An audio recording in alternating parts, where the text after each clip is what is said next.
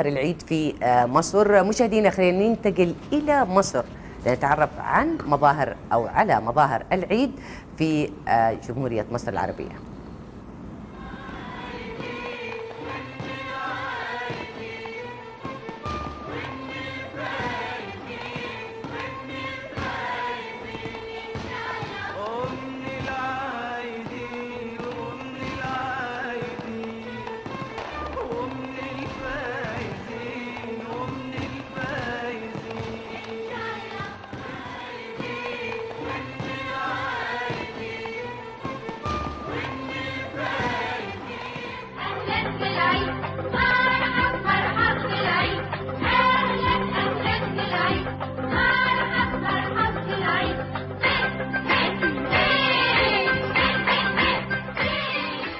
يختلف العيد في جمهورية مصر العربية عن باقي الدول.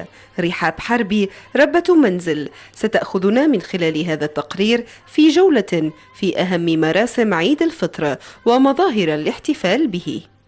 دي احنا بنبدأها تقريبا من 15 رمضان، بنبدأ 3-4 أيام ننزل نجيب الطلبات بتاعة الكحك اللي هنعمله، وبنبدأ في آخر 10 أيام في رمضان نتجمع كلنا. أنا أحكي لك عن زمان في بيت ماما كنا دايما نتجمع مع بعض، انا وماما وجيراني وقرايبنا وكده، نقعد كلنا نعمل الكحك. يعني من بعد الفطار نبدا، ممكن نقعد لغايه السحور مثلا.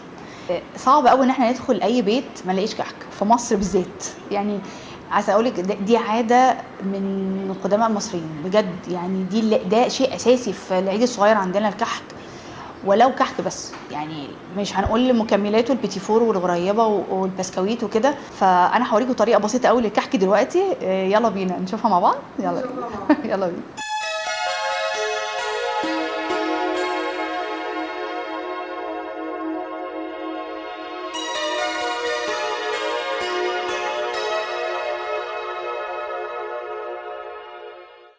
ببساطة هو عبارة عن كيلو دقيق عليه رشة صغيرة ملح، والملح لازم ضروري في الحلويات عشان يعادل الطعم.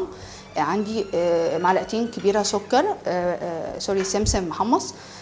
ريحة الكحك بنحط تقريبا معلقة كبيرة. عندي 25 جرام سكر، لبن بودرة، سكر بودرة 100 جرام أو 50 جرام. عندي باكو بيكنج باودر كويس، وعندي 200 ملي ميه. ده للكيلو، احنا هنا عاملين نص الكميه. السمن بتاعنا للكيلو، كل كيلو دقيق عندي 550 جرام سمنه بلدي.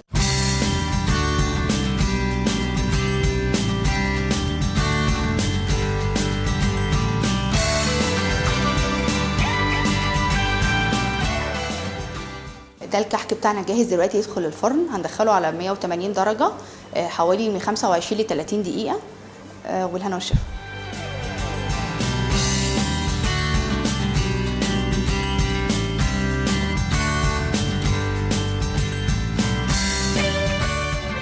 اول حاجه في ليله العيد بتاعتنا، ودي اهم حاجه بقى، من بالليل اتكلم من واحنا صغيرين. انا ما كنتش بنام خالص عن نفسي، بس انا كده لغايه النهار ما يطلع البس لبس العيد من بدري قوي، واقعد في الشباك استنى اسمع بس التكبيرات بتاعه العيد. انزل اصلي وارجع، لازم على بابا بقى الله يرحمه ابوس ايديه كده واخد العيديه، ودي اهم حاجه. اهم ما في الموضوع واهم ما يميز فرحتنا كلنا في العيد. دلوقتي اتنقلت لاولادنا طبعا، هي اهم حاجه العيديه. هو اهم حاجه القرايب الاول. يعني الصبح ده كان لازم نروح عند قرايبنا الاول، ما ينفعش نزور صحابنا، لان بالتالي كل صحابنا كل واحد فيهم بيزور قرايبه. فممكن نخلي زيارات الاصحاب يا اما اول يوم بالليل، او احنا كمصريين حساسين شويه، فممكن نخليها العيد عندنا 3 ايام، فبنخليها تاني يوم زياره الاصحاب. اول يوم بتبقى زياره الاهل، وده اهم حاجه. بنقضي العيد معاهم، بنشاركهم فرحتهم.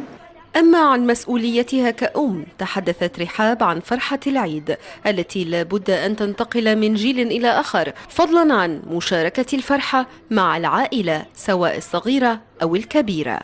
زمان كنت عايزة أفرح، دلوقتي لا، لازم أدخل الفرحة بقى. يعني هي مراحل، فدلوقتي لا، بدخلها طبعا عليهم. او بلبس العيد. اول حاجه دي فرحه الولاد كلها، ان لازم مهما كان عندهم لبس طقم العيد مهما اختلف الزمن هو فرحة العيد بالنسبة للولاد كطقم العيد بس.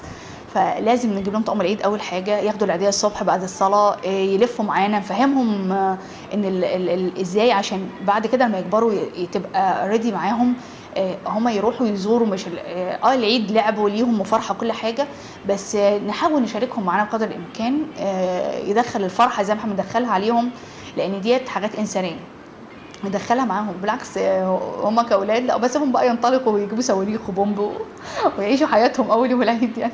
ريهام الديب لبرنامج العايدين، القاهرة.